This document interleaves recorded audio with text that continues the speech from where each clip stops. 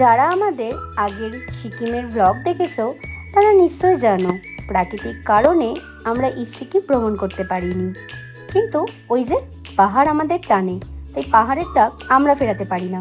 তাই আবার 2 মাস পরে বেরিয়ে পড়েছি ইস্ট সিকিম ভ্রমণের উদ্দেশ্যে। Hello guys, welcome to our channel capture in short. আমি স্বর্ণালী চলে এসেছি একটা নতুন ব্লগ নিয়ে। এখন আমরা রয়েছি জুলুকে। আজকের দিয়ে শুরু হচ্ছে আমাদের ইস্ট সিকিমের যাত্রা। তোমাদের সাথে শেয়ার করব পুরো জুলুক আর আমাদের ইস্ট সিকিমের যাত্রাটা। এবারে আমরা জুলুকে গিয়েছিলাম দ্য টিবেটিয়ান ভিলায়। হোটেলটি একদম টপে অবস্থিত, তাই হোটেল থেকে নিচের ভিউ অসাধারণ। প্রায় পুরো জুলুক গ্রামটাকে দেখা যায়।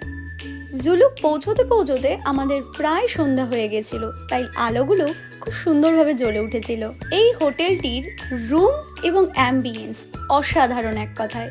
আগের বার একরকম হতাশা নিয়েই বাড়ি ফিরে এসেছিলাম, তবে এইবার সিকিম আমাদের একদম হতাশ করেনি। রাত্রে তাড়াতাড়ি ডিনার করে শুয়ে পড়লাম, কারণ পরের দিনে আমাদের যাত্রা ছিল নাথুলা।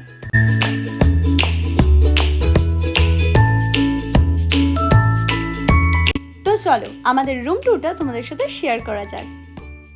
রুমে রয়েছে সুন্দর দুখানা বেড, যেখানে দুজন 4জন আরামসে শোয়া যাবে। একটা বড় আয়না রয়েছে, ডাস্টবিন দেওয়া রয়েছে এবং পুরো রুমটা ছিল যথেষ্ট পরিষ্কার ও পরিচ্ছন্ন। এটা হলো রুমের সাথে অ্যাটাচ টয়লেট, এটাও নিট অ্যান্ড ক্লিন ছিল এবং এখানে গিজারেরও ব্যবস্থা রয়েছে।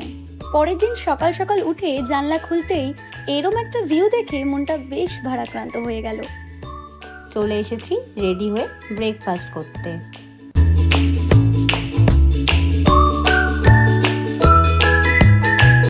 আস্তে আস্তে কুয়াশা কেটেছে। এটা ছিল সকালের ভিউ আমাদের হোটেল থেকে। আমরা সকাল সকাল রেডি হয়ে গেছি, কিন্তু বাইরের ওয়েদারটা খুব ফগি হয়ে আছে। তো চলো, আবার নেক্সট টাইম ঘুরতে এসেছি শুধুমাত্র একটু ভালো ওয়েদারের আশায়। দেখা যাক কি পাই। কথায় আছে না, কোনো কিছুকে মন থেকে চাইলে সেটা ঠিক পাওয়া যায়। হয়তো ভগবানও চাননি এইবারও আমরা হতাশ হয়ে ফিরে যাই। কেন বলছি তা নিশ্চয়ই ভিডিও দেখেই বুঝতে পারছো। এত কুয়াশা দেখে আমরা সবাই হতাশ হয়ে গেছিলাম, কিন্তু যখনই আমরা আস্তে আস্তে সিল্ক রুটের দিকে যাওয়া শুরু করলাম, ম্যাজিকের মতো সব কুয়াশা যেন ভ্যানিশ হয়ে গেল। শুধু সিল্ক রুট নয়, আমরা যেই স্পটেই যাচ্ছি সেখান থেকেই যেন কুয়াশা ম্যাজিকের মতো ভ্যানিশ হয়ে যাচ্ছে। এবারে আমরা বরফ দেখতে যাইনি, গেছিলাম প্রকৃতিকে অনুভব করতে। কিন্তু ওই যে ভগবান চাইলে সব পাওয়া যায়, আশা না করেও আমরা বরফ পেয়েছি।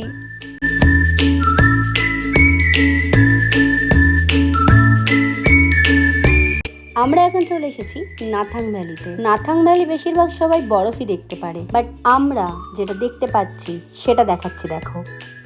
প্রকৃতিকে ক্যামেরায় আবদ্ধ করা সম্ভব নয়, তবে নিজে চোখে যেটা দেখেছি সেটি ছিল অসাধারণ। সবাই বলে বরফ ছাড়া নাথাং ভ্যালি সুন্দর নয়, বাট আমি বলবো বরফ ছাড়াও নাথাং ভ্যালি অসাধারণ। এটি ওল্ড বাবা মন্দির নামে পরিচিত, তবে নিউ বাবা মন্দিরও আছে, যেটি ছাঙ্গু লেকের কাছে অবস্থিত। এটি হলো বাবা হরবচ্চন সিং এর মন্দির। হরবচ্চন সিং একজন জওয়ান ছিল, যার ব্যবহৃত সব কিছু এখানে সংরক্ষণ করে রাখা আছে এবং তাকে পুজোও করা হয়।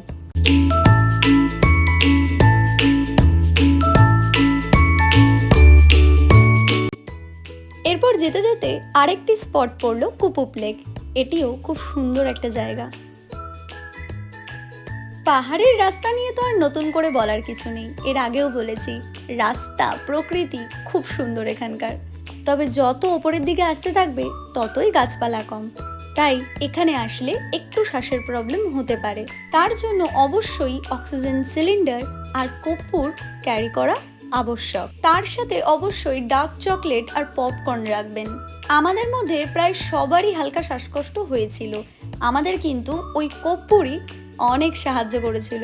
তাই যারা ভাবছেন আপনি একদম সুস্থ, একদম ফিট, আপনার কোনো অসুবিধা হবে না, তারাও কিন্তু অবশ্যই এগুলো ক্যারি করবেন, কারণ আমাদের মধ্যেও বেশিরভাগই কিন্তু সবাই সুস্থ ছিল।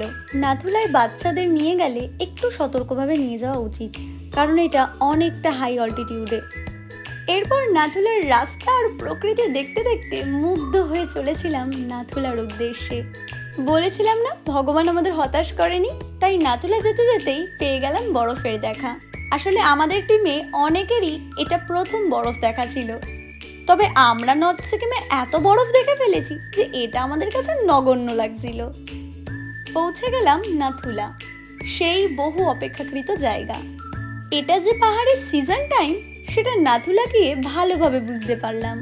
ছোট থেকে বড় বহু মানুষের ভিড় জমেছে নাথুলায়। তবে হ্যাঁ, অনেককে কষ্ট পেতেও দেখেছি। কারণটা আগেই বললাম, অনেক সুস্থ মানুষও এখানে গিয়ে শ্বাসকষ্টের সমস্যায় ভোগে। একদিকে নীল আকাশ, ঝলমলে রোদ, তার সাথে বরফ নিয়ে খেলা, উফ, এই মজা আলাদাই। নাথুলায় সবাই মিলে মজা করে হই হুল্লোড় করে বেশ কিছুক্ষণ কাটিয়ে দিয়ে নাথুলাকে বিদায় জানিয়ে বেরিয়ে পড়লাম ঋষিখোলার উদ্দেশ্যে। আগেরবার সিকিম এসে আমরা ছিলাম লাস্ট দিন আড়িতারে, তাই এবার ঠিক করেছিলাম এবার একটু অন্য জায়গায় থাকবো। ঋষি নদীর পাশে অবস্থিত একটা ছোট্ট গ্রাম হলো ঋষিখোলা। রাস্তায় পড়লো একটি সুন্দর অপূর্ব ঝর্ণা। এরপর রাস্তায় একটু মোমো খেয়ে নিলাম। পাহাড়ে এসেছি আর মোমো খাবো না? আবার চলেছি পাহাড়ের আঁকাবাঁকা পথ ধরে সবুজের শাড়ি দেখতে দেখতে আমাদের হোমস্টেতে। আমাদের ট্যুরটা ছিল অনেকটা কম সময়ের, মাত্র 3 দিন। তবে এই 3 দিনে আমরা যা দেখেছি তা বলে প্রকাশ করা সম্ভব নয়। এই হলো সেই বিখ্যাত ঋষি নদী। আমরা রয়েছি ঋষিখোলাতে, আর এখন এসেছি আমরা ঋষি নদীর ধারে। এখানে বেশ ঋষি নদীর একটা সুন্দর আওয়াজ শোনা যাচ্ছে। চলো তোমাদের সাথে পুরোটা শেয়ার করি। এই দিন ঋষিখোলায় থেকে পরের দিন আমাদের বাড়ি ফিরে যাওয়ার পালা। তবে এক্ষেত্রে বলে রাখি, ঋষিখোলায় কিন্তু বেশিরভাগ সময় কারেন্ট থাকে না, কারণ এটি এখনো অতটা উন্নত হতে পারেনি। বাড়ি ফেরার পথে দেখে নিয়েছিলাম বিশ্ববিনায়ক মন্দির। এখানে অধিষ্ঠিত রয়েছে গণেশ। ভেতরে সুন্দর কারুকার্য করে সাজানো রয়েছে মন্দিরটি, আর রয়েছে গণেশের একটা বড় মূর্তি। মন্দিরের ভেতরটি অত্যন্ত শান্ত ও শীতল।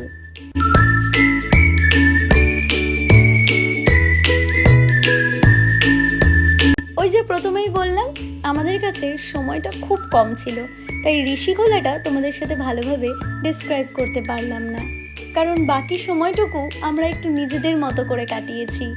এরপর পাহাড়কে বিদায় জানিয়ে দুঃখ নিয়েই ফিরে আসলাম বাড়িতে। দেখা হবে নতুন কোনো ভিডিওতে, ততদিনের জন্য টাটা।